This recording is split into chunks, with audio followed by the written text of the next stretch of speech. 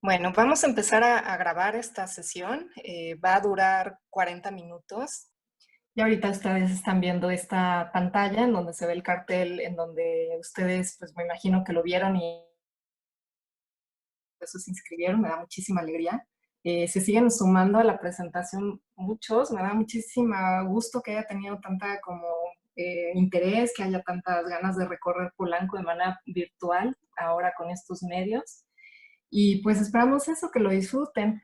Antes que nada, quiero agradecer mucho a Reu Urbano y bueno, en particular a María Muñoz, que fue quien tuvo la iniciativa de contactarme, de contactarnos a fundar CMX, al Colegio de Cronistas de la Ciudad de México, para hacer este evento este sábado a la 1 de la tarde, para conocer más de lo que es Polanco, un recorrido que, como ya saben, ahora solo podemos hacer por estos medios, pero que igual lo vamos a disfrutar.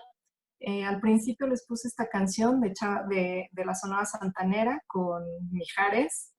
A mí me encanta porque me parece que es un homenaje a la ciudad. Me gusta mucho esa frase de que busca a su amor que no lo encuentra por todos lados, lo busca por Narvarte, Polanco y Coyoacán. Y pues hoy vamos a hablar de Polanco, esta colonia que para todos es pues muy conocida. Yo creo que no hay persona habitante de la Ciudad de México que la conozca, que haya estado por alguna razón en Polanco.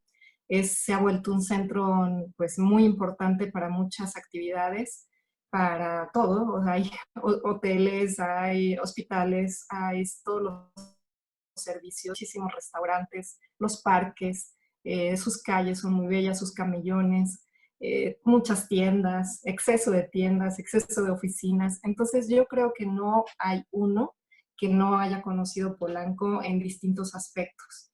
Otro más es que esté cerca del bosque, que también lo hace un lugar súper atractivo y que lo ha convertido realmente en el centro de la Ciudad de México. Ahora quiero que un poco a la historia del lugar.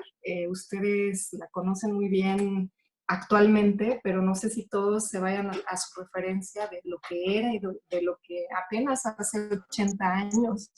Realmente es una colonia relativamente nueva, hablando de la antigüedad de la Ciudad de México. Y aquí en esta imagen podemos ver un paisaje espectacular de los que pinta José María Velasco, con la perspectiva justo hacia la Hacienda de los Morales. Esos árboles o caminos de árboles como calzadas van a empezar a ser estas avenidas que para hoy, para nosotros son muy conocidas, como puede ser Ejército Nacional, Horacio, Homero, etcétera. Entonces realmente creo que es muy interesante verlo, ver estas imágenes tan impactantes y entender su entorno. En esta imagen que van a ver ahora es uno de los planos hecho en 1871, aunque es una hacienda que ya empieza desde el siglo XVI, principios del XVII. Va a tener muchos propietarios, pero no va a ser hasta este año en que tengamos una referencia visual de un plano que trate de delimitar su territorio. Y aquí vemos que el territorio pues es extensísimo. Si logran ver en las imágenes, pueden ver cómo hay muchos nombres que les van a ser familiares. En primer lugar, o sea, va a tener varios propietarios. Uno de ellos se va a apellidar Morales y a partir de entonces, desde el siglo XVII, se le va a conocer así a la hacienda de San Juan de Dios de los Morales. En el plano, ustedes pues a lo mejor empiecen ya a ubicar que hay, por ejemplo, si ven estas como caminos ondulantes, son puros ríos o escorrentías que vienen de la Sierra de las Cruces hacia la Ciudad de México, bajando todas las lomas de Chapultepec, bosques, etcétera, hacia la parte baja de la ciudad. Y son ríos que hoy conocemos como avenidas, como puede ser Río San Joaquín, que hoy es el circuito interior, o como puede ser el Río de los Morales, que hoy es Campos Elíseos. En este plano a mí me sorprende ver, por ejemplo, nombres conocidos como se ve a la izquierda, Rancho Huizachal, que lo dice escrito un poco vertical. Y nos empieza a recordar que estos sitios pues hoy existen totalmente poblados, totalmente ocupados, y que lo hace muy, pues, bueno, nos sorprende nuestra propia historia. También vemos que dice San Joaquín, porque también va a ser el convento de los carmelitas descalzos, que también existe en la zona de Legaria. Por ahí se menciona Polanco y dice rancho arruinado de Polanco, que es como una casa, un rancho que debe haber existido de a lo mejor el apellido de algún personaje que fue propietario y que después curiosamente va a tomar el nombre de toda esta región y dándole una gran importancia a ese personaje, porque realmente pudo haberse llamado la zona Los Morales o pudo haberse llamado Chapultepec u otra cosa, pero al final se retoma ese nombre de ese gran personaje de esa persona. También podemos ver arriba del plano que dice Molino de Sotelo. Yo creo que ustedes lo logran ver en la parte alta. Aquí tengo mi cursor. El Molino de Sotelo también, pues hoy es las Lomas de Sotelo, esta parte que todos hemos visto del Metro Toreo y demás, que la verdad es que sorprende saber que todos estos sitios, todas estas barrancas, las Lomas de Virreyes, la Barranca Barrilaco, la Barranca Tecamachalco, que en aquel entonces eran solo espacios pues como de referencia de territorios, hoy sean colonias tan conocidas para nosotros. Algo que también me sorprende mucho de estos mapas es la extensión que tenían las haciendas de los alrededores del centro de la Ciudad de México. En esta imagen pueden darse cuenta de justo sus límites, todo el perímetro que tenía la hacienda de los Morales. La hacienda estaba en esta parte que está aquí central, ahí llega a decir hacienda, de hecho ahí a la derecha dice la hacienda, y ese era el centro neurálgico en donde se producía sobre todo alfalfa, moras, había pues varios producciones, digamos, había ganado, también tenían un molino en donde podían moler olivos que había alrededor, en donde había plantíos que se ve a la izquierda. Y este plano en particular se hace pues para entender la división, justo como lo dice arriba el plano, la división y la partición del territorio para testamento de don Eduardo Cuevas y Rubio. Es increíble porque la Ciudad de México todavía hasta el siglo XIX va a estar rodeada de puras haciendas que no van a ser, sino hasta finales del XIX y principios del XX, van a empezar a ser fraccionadas. Y fraccionadas para empezar a desarrollar las futuras colonias que ya hoy conocemos también, ¿no? San Rafael, la Cuauhtémoc, la Roma, la Condesa, la Juárez. Y eso lo podemos ver en estos planos que se hacen pues de primera instancia. En este plano también que van a ver ahora, empiezan a ver cómo pues, los caminos, si llegan a ver casi en medio, dice Casco de la Hacienda de los Morales. En este lugar realmente llegaba el agua del río, permitía alimentar a los animales, permitía regar los campos de cultivo, y también utilizar el molino que todavía hoy se encuentra en la hacienda. También en este plano, déjenme, perdón, hay gente que se sigue uniendo, ya somos bastantes, somos 71 y a cada instante se suman más. En este plano también pueden ver arriba cómo dice Loma Grande y empiezan a hacer los desarrollos nuevos de las nuevas colonias. Algunos están en proyecto, por eso es la línea punteada. No todos se desarrollan así, de pronto se permiten un tipo de fraccionamiento u otro. Y en este mismo plano también pueden ver a la derecha arriba cómo dice Sanatorio de la Beneficencia Española, también un referente actual para todos nosotros. En esta imagen que van a ver a continuación se ve una de las pinturas más antiguas que hay de la hacienda de los Morales, en donde se ve en toda su extensión lo que era el casco de la hacienda, el molino con su chimenea también. Era una zona que realmente se conectaba directamente al campo, y ver esa imagen abajo a la derecha en blanco y negro, cómo todavía la gente está pues bueno, utilizándola, cultivando a caballo, es realmente admirable pensar en esta hacienda así como un casco aislado en medio de la nada, y a donde en un futuro inmediato se iba a construir una de las colonias pues más pobladas, densas y interesantes que hay hoy en la Ciudad de México.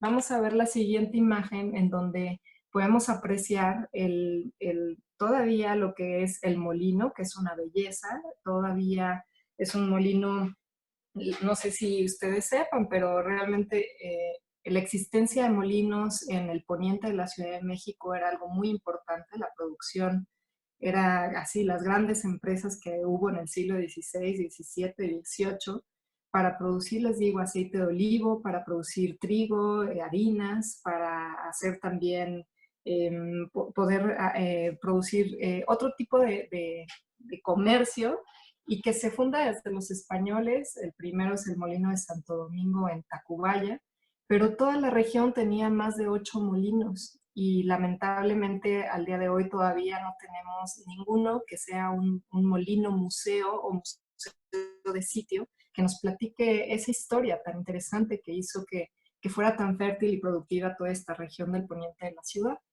Y aquí a la izquierda, abajo, pueden ver también la imagen de la capilla que sigue existiendo al interior del restaurante y que pues nos recuerda su magnificencia. O digo, como que uno cuando ya cambia de uso de suelo, ese espacio construido, de pronto uno se olvida de lo que fue, pero en realidad pues es eso, una hacienda de familias de abolengo que van a durar 3 siglos produciendo hasta que ven que es más redituable fraccionar y vender los terrenos que seguirse dedicando a la producción que hacían.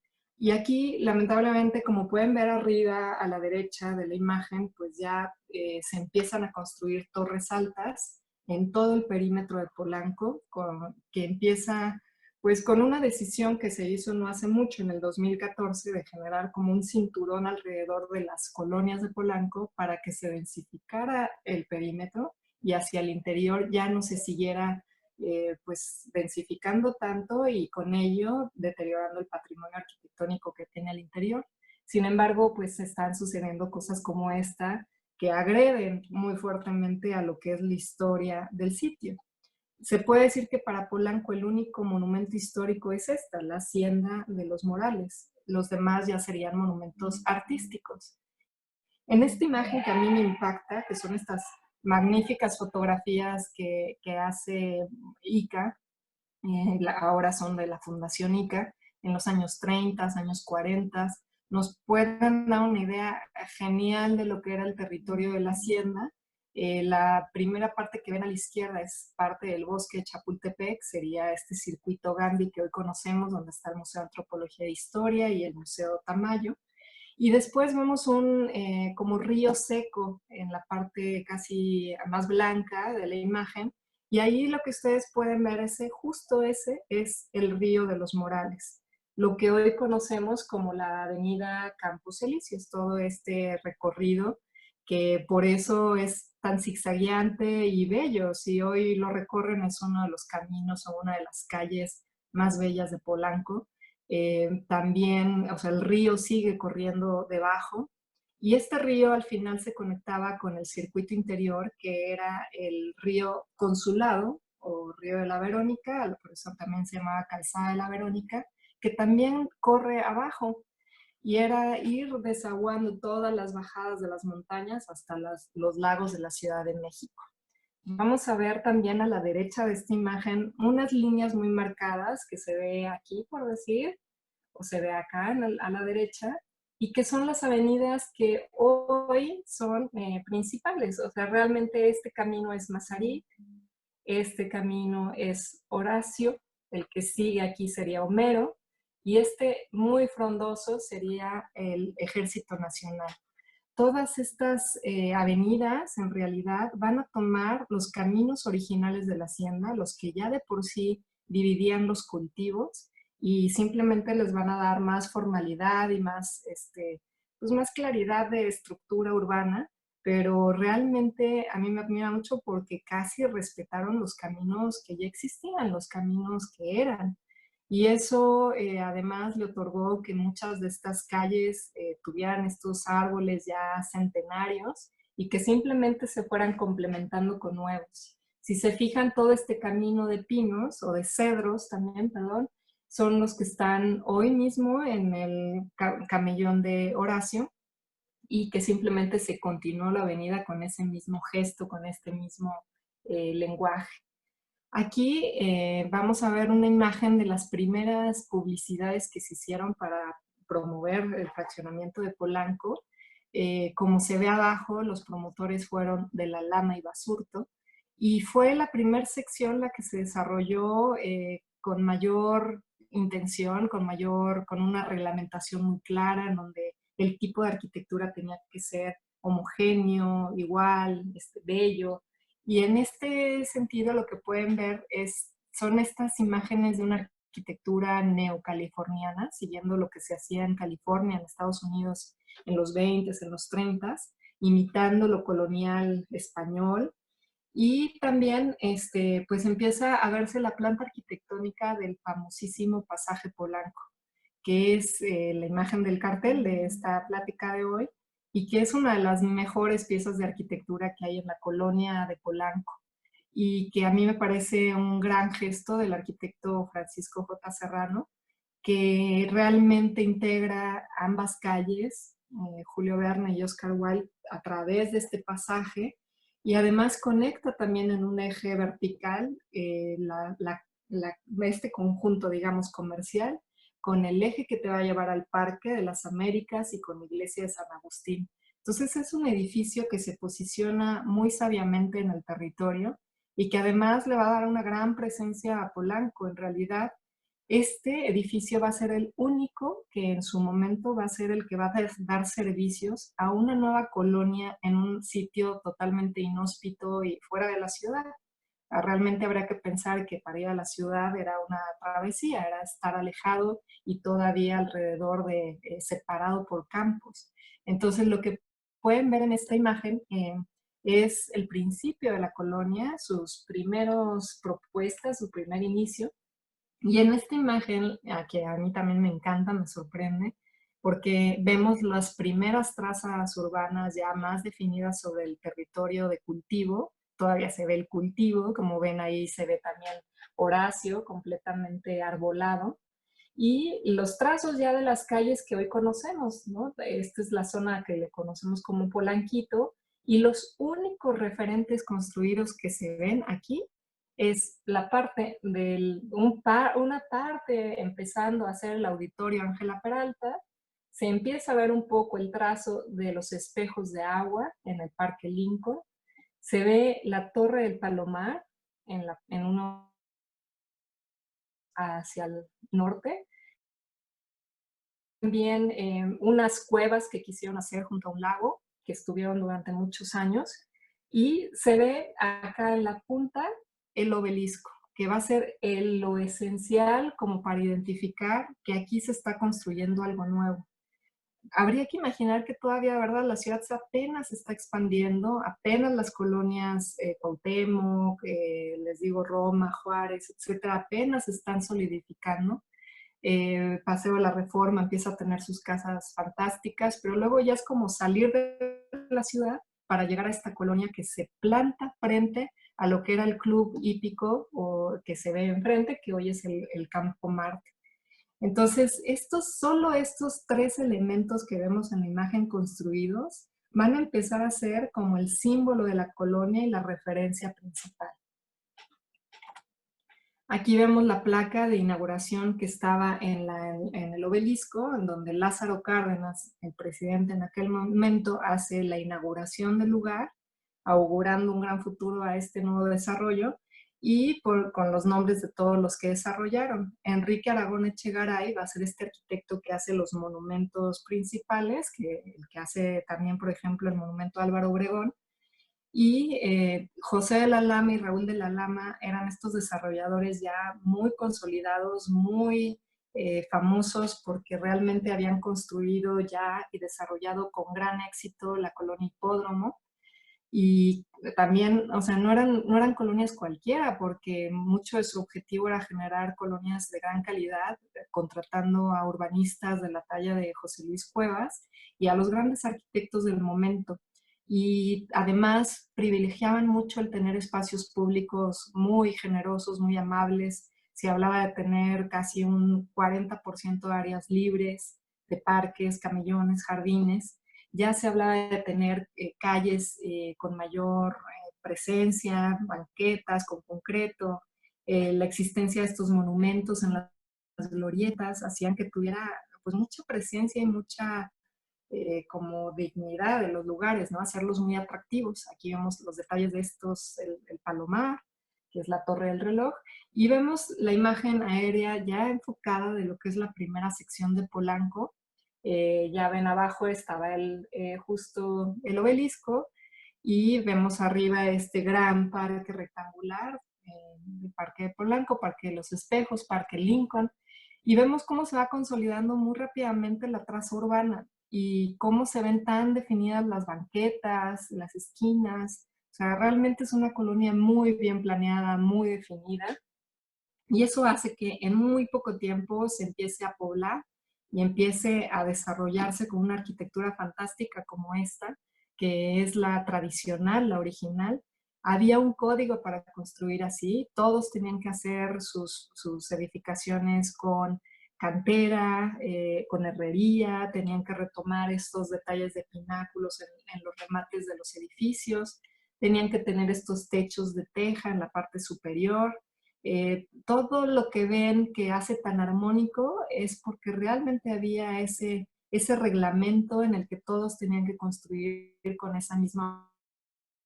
Entonces, aquí lo que ustedes pueden ver, pues es que hay una arquitectura que habla un mismo lenguaje, que son piezas muy, muy homogéneas, muy similares. La idea también es que todas estas casas tuvieran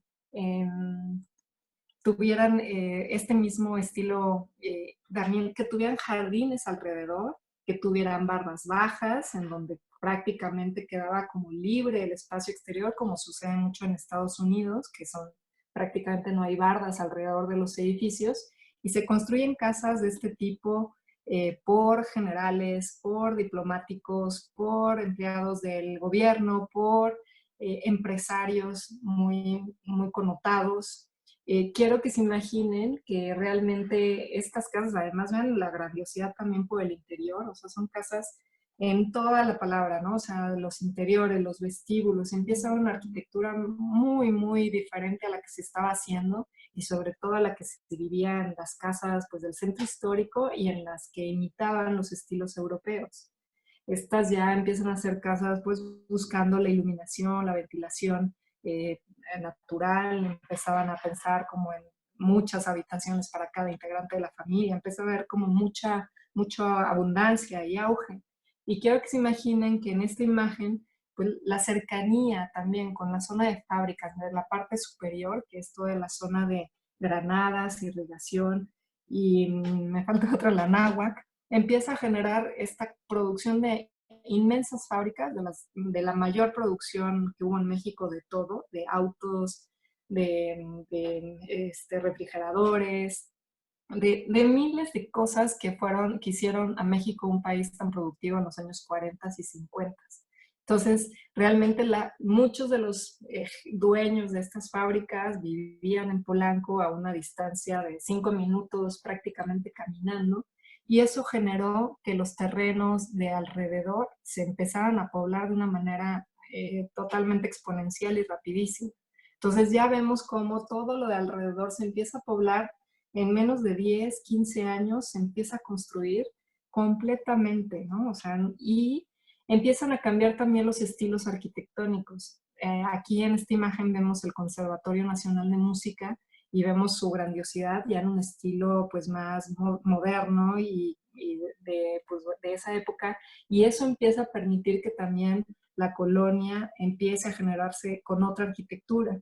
Esta serie de 3 imágenes es simplemente ver cómo se desarrolló tan rápido también, o sea, es en menos de 5 años cada fotografía. Vean la parte de arriba que también se ve como ondulante, ese es el río de San Joaquín, hoy circuito interior, y vean cómo el lugar empieza a tener pues, trazas más claras, glorietas más definidas, avenidas más consolidadas y la construcción masiva de casas, habitación sobre todo. Ahí todavía vemos el terreno baldío de Liverpool, que hoy sigue siendo un emblema para la ciudad. Y así es como se conforman estas 10 colonias que hacen hoy lo que todos conocemos como Polanco, pero que en realidad tiene todos esos distintos nombres. Una se llama Los Morales, otra del Bosque, otra Polanco Reforma, otra Chapultepec Polanco. pero por facilidad todos decimos Polanco, ¿no? Y en realidad esta es ya una división que se hace posterior por cuestiones como electorales para dividir las colonias en un cierto número de pobladores. Pero ahí vemos cómo realmente fue uno de los desarrollos inmobiliarios de fraccionamientos más exitosos que hubo en la Ciudad de México en el siglo XX. Y tenía también ya casi contadas la nomenclatura de las calles, cada sección tenía su tipo especial de letrero que anunciaba las calles. Y también es interesante mencionarles que toda esta zona gozaba o goza de muy buena agua porque tenían 5 pozos cartesianos que seguramente ustedes han visto. Este es muy famoso porque casi tiene su propia glorieta entre Hegel y Newton. Pero así hay varias en distintas zonas de Polanco en donde se extrae el agua para poder alimentar a la zona. Y también otra cosa importantísima que se le hace a la colonia es la salida del metro Polanco, donde casi llegan 100,000 personas diariamente a trabajar, pero que le empieza a generar una dinámica bien diferente y la empieza a posicionar en una accesibilidad que antes pues hubiera sido inimaginable. Ahí vemos lo que fue uno de los accesos a Polanco con estos venados en la entrada y las obras que se estaban haciendo para acabar ese gran pozo de ventilación para el metro, que es uno de los más profundos que hay en toda la ciudad. Toda esa línea naranja, pues ya al empezar a estar en zonas más de lomas, empiezan a ser muy, muy, muy profundos. Entonces, esta imagen de Polanco en estas fotografías, imágenes que pueden ver aquí, sus fuentes, sus árboles, sus camellones, son las que le han otorgado pues ese reconocimiento como una colonia tan bella, ¿no? Y aquí, bueno, en esta fotografía sale mi papá, como en los años 70, ha haber sido 1978 o por ahí. Quiero que vean la calle de Horacio, todavía como los árboles, algunos para continuar esta calzada se fueron plantando y apenas estaban creciendo. Y entonces también ha ido teniendo mejorías y cambios en los últimos tiempos para hacerla una colonia digna, una colonia única, ¿no? En la ciudad. Y como les decía, esta cercanía con el bosque, esta centralidad, los servicios, la infraestructura, ha generado que cada vez más sea una zona pues, muy atractiva y que empieza a detonar el desarrollo inmobiliario. Esta imagen me la pasó un conocido y que me sorprendió muchísimo verla porque en su lugar se construyó este edificio que está en Campos Elíseos, creo que es número 69. Y ese tipo de cambios que empezó a haber dramáticamente en los años 70, 80 y casi que a la fecha, empezó a cambiar mucho la imagen de Polanco, a destruir mucho de su patrimonio. Hoy, si uno recorre Campos Elíseos, solo quedan este par de casas, el resto son edificios, ustedes lo han visto, y hemos visto pues una destrucción fuerte, ¿no? De patrimonio, sobre todo en el siglo XX. Lo que van estos 20 años ha sido pues muy notorio como en 2 años se tiran 70 casas, casi prácticamente cada año se tiran 20 casas de valor, o sea, no hablo de cualquier casa, casas de valor que son de ejemplos de arquitectos muy relevantes y de todos los tiempos, ¿no? Tanto las casas originales como edificios modernos de arquitectos como Mario Bludowski, como todos, ¿no? Los grandes, entonces Francisco J. Serrano, etcétera. Y eso pues nos ha llevado a generar este nuevo Polanco, que realmente pues también hay que entenderlo, hay que aceptarlo como es, como las cosas se van transformando, pero también vemos este tipo de transformaciones un poco pues, ilógicas, ¿no? Entre una arquitectura que se renueva con otro estilo, pero cambiando mucho la imagen general. Aquí vemos cómo el patrimonio en un principio también se llegó a vender como terreno, cosa que afortunadamente ha ido cambiando, e incluso esta casa hoy es como un hotelito y está muy preservado, pero vivimos una época de una destrucción terrible. Aquí lo que pueden ver es que en 2006, 2008 empezamos a ser vecinos y varios grupos a denunciar esta destrucción del patrimonio en los medios, con las autoridades y tratar de que se protegiera. Una de las labores principales que hicimos en la fundación, Fundar MX, fue empezar a generar valor entre los habitantes y hacerles ver lo que se tiene. Aquí se hicieron recorridos por la zona, a veces por su arquitectura, por la arquitectura de un arquitecto en particular, sobre los árboles, etc. E hicimos exposiciones que se montaron en la Torre del Reloj, también en el metro. Eso fue una experiencia increíble porque la gente se detenía a ver y cuando les preguntábamos por qué le llamaba tanto la atención, decían, es que yo vengo a vivir, yo he trabajado aquí 40 años, 50 años de mi vida, había visto esa arquitectura y no sabía por qué me gustaba o por qué sentía un aprecio por ella. Hasta ahora, sabiendo su valor, es que la empiezo a entender mejor.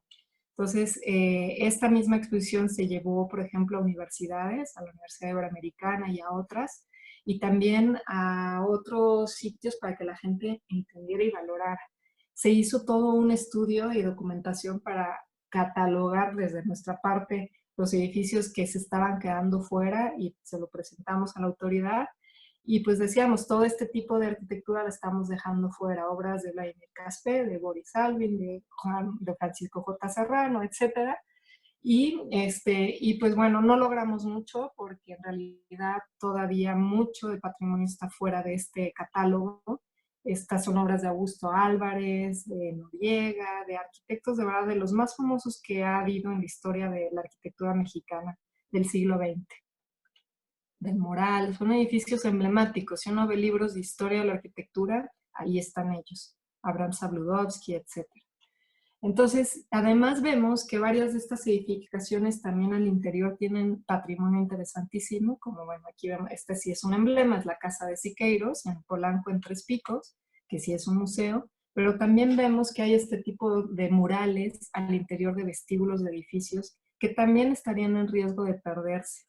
Entonces, en total, se logró que se considerara Polanco como una zona patrimonial apenas, en el 2008, a partir de este empuje, y pues vemos todos los edificios que hoy están catalogados en esta imagen de color rosa.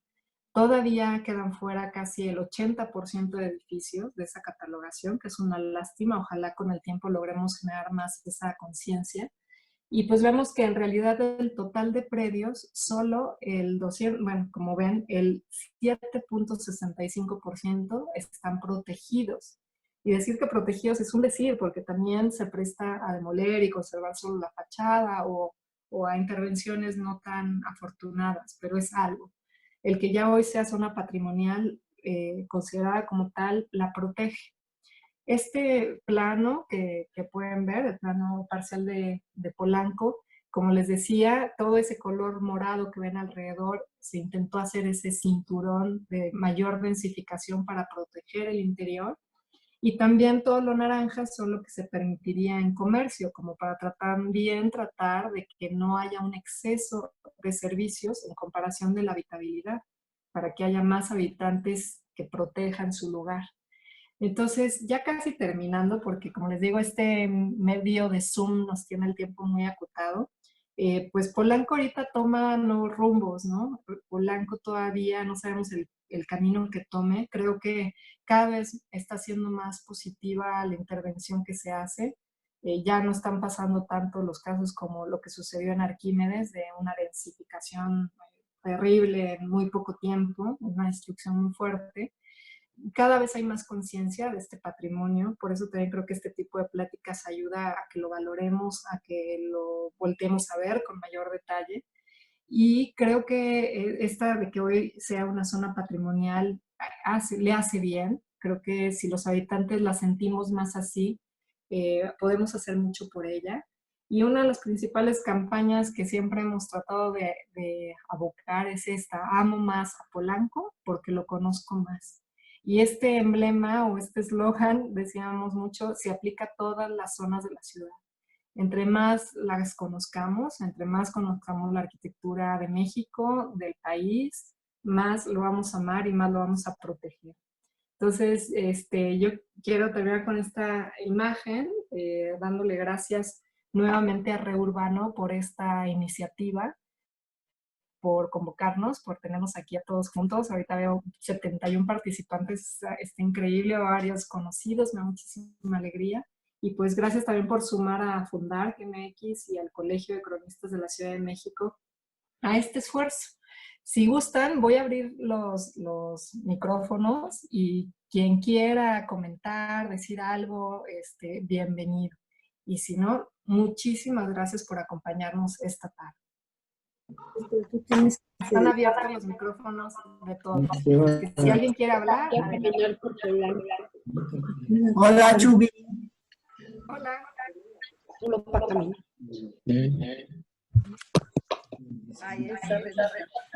Qué poco tiempo. Si alguien quiere hablar, con toda confianza, adelante. Muchísimas gracias por la plática, muy, muy interesante. Saludos desde Oaxaca.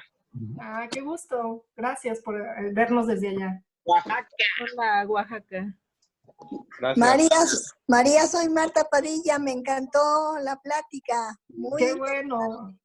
Qué bueno, gracias Marta por acompañarnos. Hola María, Priscila y Javier, escuchamos la plática, muchas felicidades, está sensacional conocer la historia de Polanco, un beso. Ah, qué gusto Priscila, Javier, gracias. Un abrazo. Un abrazo. ¿Alguien tiene alguna duda, comentario? Hola, soy Dante Romera del Colegio Romera, nada más para felicitarte, qué bonita tu investigación y fantástica tu exposición. Muchas gracias. El colegio, todo un emblema también de esta colonia. ¿Verdad que sí? Ya hablaremos del día. Sí, realmente hace falta más sesiones para hablar de tanto que hay aquí. Dale 2 toques. Y muchas gracias, María. Gracias. Yo sí tengo una pregunta. Porque ella puede o desactivar, porque es la anfitriona. Adelante. Ella puede... Yo siempre he tenido la duda No veo aquí. del proceso de construcción del metro en una zona como Polanco, porque siempre hay conflictos al llevar a cabo obras como estas, y en una zona hace décadas era... A ver, ponle ahí donde dice a la derecha más, a ver si te dejas. Sí te escuchamos, Roberto, se está acabando el tiempo, así es que adelante. Sí, en una zona que pues era de las, digamos que más exclusivas, ¿cómo se llegó a ese consenso de permitir la construcción del metro? El metro para mí me queda claro que es uno de los transportes más útiles, pero me extraña cómo se llegó, porque hay zonas como San Ángel en la... Sí, ahora, es cierto. Es cierto, la verdad es que la diferencia es que Polanco queda en un punto central neurálgico a nivel ciudad, tanto hacia norte a sur como oriente-poniente. Entonces, realmente sí fue un acierto haberlo puesto aquí. Sí es una línea que nos conecta totalmente de norte a sur, de Azcapotzalco hasta casi, pues bueno, como dices, Barranca del Muerto. Y eso es un gran acierto para la ciudad de movilidad. Y era una estrategia a nivel ciudad, no se pensaba tanto en cada región, sino en beneficiar a todos. Entonces yo sí la veo como un acierto. La verdad es que eso le ha dado también, le ha permitido esa accesibilidad que le ha hecho pues tener tanto desarrollo y tantos beneficios, aunque obviamente toda salida del metro ha sido difícil mantenerla con calidad, ¿no? En sus alrededores. El de la policía de ahorita, ¿no? ¿Quién sabe de qué están hablando ellos? Parece Te queremos, Chubi. Gracias. Oye, María, ojalá que esta plática virtual después se pueda hacer en vivo y a todo color cuando ya salgamos de esta pandemia. Sí, ojalá que sí, y lo hagamos caminando y viéndolo en vivo. Tengo una duda. No sé por qué se desactivó el hacen tours, o sea, por ejemplo, mejor me vean acostada. A ver, la pregunta otra vez. Perdón, ¿hacen tours normalmente cuando se acabe esta contingencia? Sí, ahí en esta imagen pueden ver la página web en donde pues está nuestra página fundarkmx.com, en donde anunciamos todo lo que hacemos. Se pueden meter ahorita y ver todo lo que hemos hecho de recorridos porque se queda como una especie de recuerdo de lo anterior.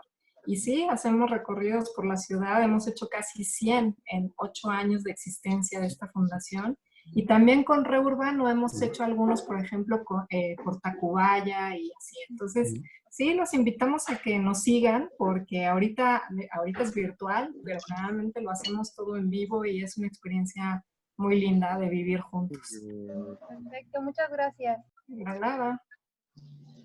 María, habla Sandra. Quería preguntarte, ¿por qué hay tan pocos edificios catalogados? ¿Qué se requiere para que un edificio...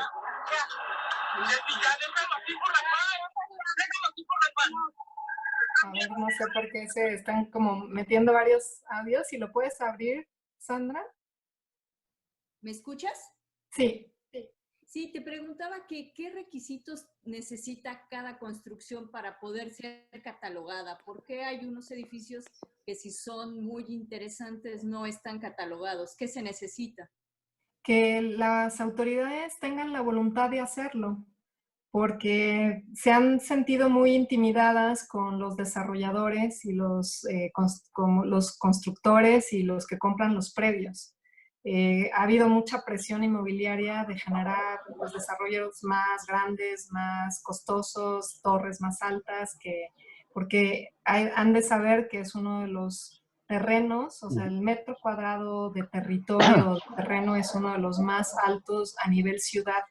Ya también está a la par casi Paseo de la Reforma, pero es uno de los más caros en toda la ciudad. Entonces, si yo compré una casa antigua en un valor inmenso y no lo puedo desarrollar o puedo desarrollar muy poco, pues económicamente no me es beneficio. Entonces, los desarrolladores han luchado mucho porque no sea una zona patrimonial, se han opuesto a ello. También varios propietarios, no creas que todos sienten el orgullo y el honor de tener una pieza arquitectónica tan bella. Algunos sienten que eso les frena su desarrollo económico y el poder venderlo después de un testamento o lo que sea en un mejor valor. Entonces, la economía acaba siendo un factor bien importante en las decisiones urbanas de la ciudad y lamentablemente todavía no tenemos esa conciencia de que el patrimonio es primero. El patrimonio es lo que nos da identidad, lo que forma la imagen de una ciudad, es lo que le da valor. Y en cambio hay otras zonas que tienen menos valor, menos arquitectura valiosa, que podrían desarrollarse mucho mejor. Entonces, todavía no tenemos esa sensibilidad, por eso es que creamos esta fundación, para tratar de generar ese sentimiento, ¿no? Ese reconocimiento al patrimonio. No sé si haya respondido, creo que sí. Gracias. Son otros muchos factores, pero sí. Hola, arquitecta María, ¿me escucha? Sí, Andrés. Sí, hola, sí. Buenas tardes. Le hablo desde Monterrey. Qué gusto. Y me da mucho gusto y la felicito por la labor y la plática que está presentándonos a todos ahorita. Muchas gracias. Yo la pregunta que tengo es que me causó atención la parte en la que menciona que muchos desarrolladores pues están queriendo destruir el patrimonio para hacer nuevos desarrollos pues muy grandes, ¿no? Sí. Y acá en el centro de la ciudad de Monterrey se está llevando a cabo algo similar, ¿no?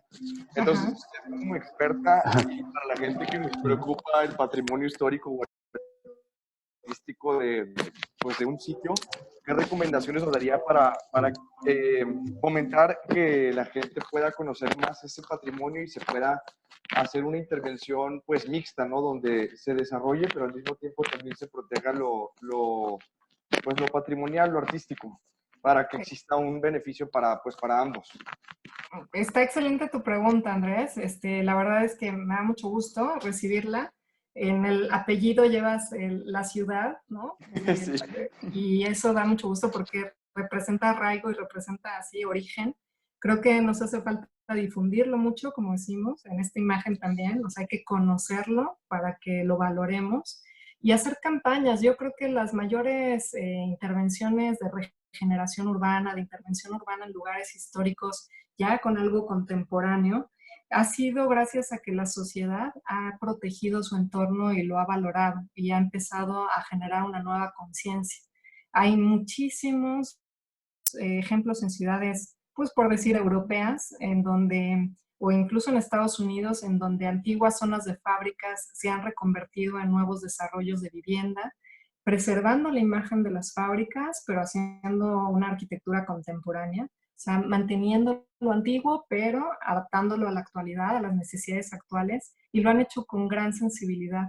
Lo mismo, pues bueno, todas las ciudades, les digo, europeas, realmente han sabido combinar siglos de arquitectura con nuevas intervenciones de manera respetuosa, pero con eso, con una conciencia de que el patrimonio es prioritario y es como deberle respeto a los mayores, ¿no? O sea, es como esa consideración. Entonces creo que nos falta como sociedad conocerlo más, aprenderlo más, y el que lo sepa, difundirlo más. Y también siento que a nivel académico en las universidades todavía no se enseña tanto a la arquitectura, en ingeniería, no nos sensibilizan tanto con el tema de patrimonio. O sea, no es una materia obligada, y eso creo que debe cambiar, debe ser una materia obligada incluso desde la primaria, en donde te empiezan a sensibilizar con tus monumentos, con tus plazas, con lo que es valioso de la historia de tu ciudad. Y eso creo que puede cambiar mucho, pues, la tendencia actual. Muchas gracias, arquitecta. A ti, Andrés, gracias. María. ¿Sí? ¿Quién es? Soy Lupita Silva.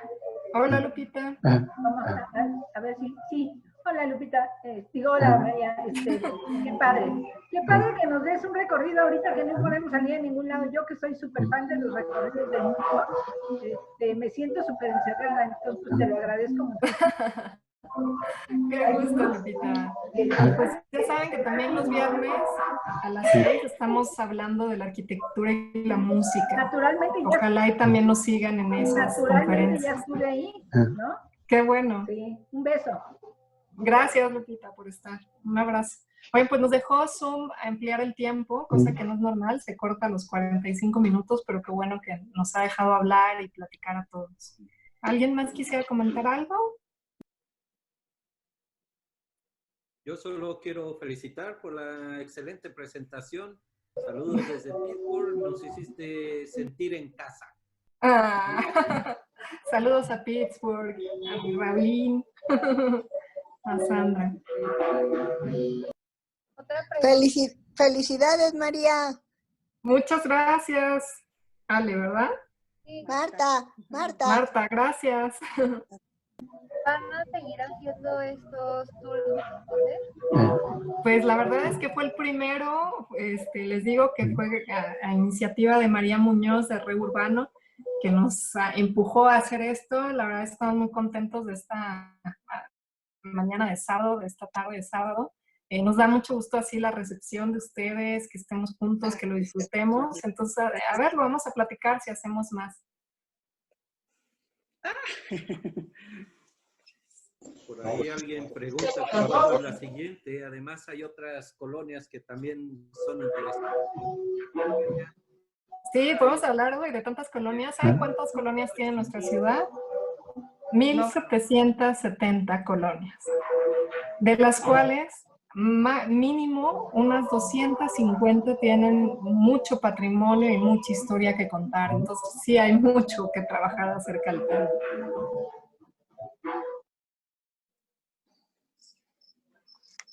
Es muy inteligente esta muchacha.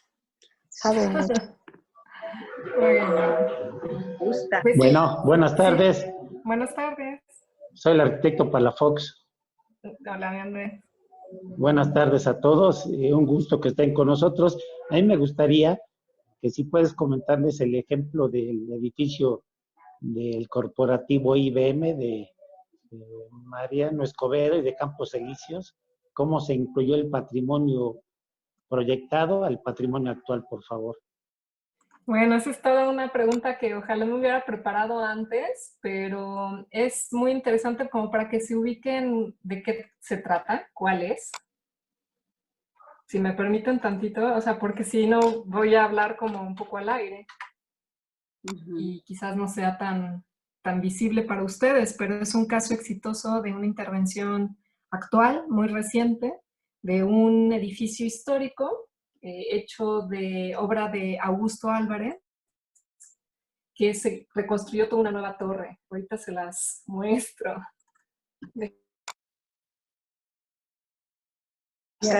Ya no lo ve, ya no lo estoy viendo eso. Y yo. No, todavía no se los estoy mostrando, lo estoy buscando para que se den una idea del edificio que les está refiriendo el arquitecto Palafox. Me falta, quería darles una imagen para que se imaginen cuál es.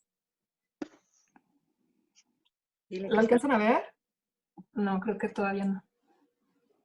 No, es que ya se bloqueó. Sí te está dejando hablar, ¿no? Pero ya no la imagen ya no te llega. María, definitivamente tienes que hacer otro recorrido de Polanco porque hay muchísimo que decir, como esto que pues están sí. ahorita aportando, ¿no? Yo creo que puede ser Polanco parte 2, porque la verdad que está súper interesante. Muchas felicidades. Pues yo creo que sí la hacemos. Quería mostrarles una imagen, pero bueno, ustedes pueden buscar en su computadora al ratito IBM, un edificio que se construye en los años 50, 60, les digo, por Augusto Álvarez, este gran arquitecto que hizo miles de obras, la Torre Latino, el aeropuerto de la Ciudad de México original, muchas más. Y esta torre, este edificio corporativo está sobre Campos Elíseos y Mariano Escobedo. Y tal que vimos ya en la presentación, que es el... ahorita lo están viendo, no estoy segura. Hola. Sí, hola. Hola María, soy Renata, buenas tardes. Buenas tardes. Oye, mira, me ha encantado el recorrido, también me han gustado mucho los de música y yo me permito sugerir si pudiéramos hacer una visita virtual a los museos que hay en Polanco. Eso me encantaría, ojalá se pudiera, María. Está muy bien la petición, gracias Renata, lo vamos a planear. Ok, Gracias. bye. Y vean en la imagen. Este es el edificio. ¿No lo ven? Eso es No, yo no lo veo, fíjate. Sí, ¿Los demás? Sí, sí se ve. Bueno, a lo mejor usted... Sí, sí Dice se ve. que mi video está detenido, dice. A lo mejor le hizo algo, trate de buscarle ahí, por ahí en controles. Esta imagen, lo refiere a este edificio, les digo, Campos Elíseos y Mariano Escobedo. Es oriental, que pues bueno, fue toda una innovación porque un edificio prefabricado, construido rápidamente para este corporativo internacional. Y el proyecto original consistía también con una gran torre alta que está junto a una plaza que hoy en día está construido. No tienen nada, de hecho todavía las autoridades de la Miguel Hidalgo todavía no autorizan que abra, pero la obra está terminada, es una torre de unos 18 niveles de altura, que fue el proyecto original de Augusto Álvarez. En los años que se construye, se decide que para IBM es suficiente con el corporativo que ya había construido, o sea, los metrajes ya era suficiente para lo que iban a hacer, y la torre ya la ven innecesaria de construir. Entonces, no va a ser sino hasta ahora que se logra hacer este proyecto de construir una torre 40 años después. Porque me dice tal salir. cual, siguiendo la idea original del arquitecto. Entonces, ese, por ejemplo, es un proyecto desde nuestro punto de vista, muy exitoso, de que el patrimonio brinca fronteras del tiempo. Yo pienso que no activó tu micrófono. Y que puede seguir siendo sí estaba muy... activado porque lo estaba pero, viendo. Pero ella, como ella... Bueno, no sé si no hay otra...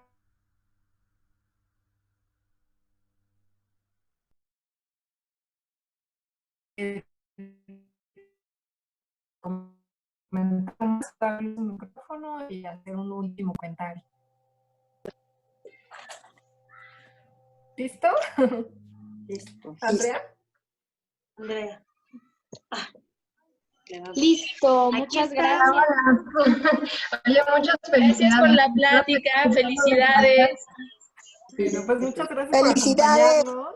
Sí, Nos vemos, ayudaría. María. Gracias. Vamos a tratar de guardar este video y volverlo a subir en YouTube y así. Si tienen más comentarios, preguntas, sugerencias, no duden de hacerlas, ya saben, en las redes sociales de Centro Urbano, de Re Urbano, de Fundar MX y de la Casa del Arquitecto o del Colegio de Cronistas. O sea, siempre vamos a estar como muy receptivos a sus opiniones y gracias por todos sus comentarios tan positivos. Exquisito, Chubi. Muchas gracias, María. Exquisito recorrido. Gracias, que tengan muy Muchas buen sábado. gracias.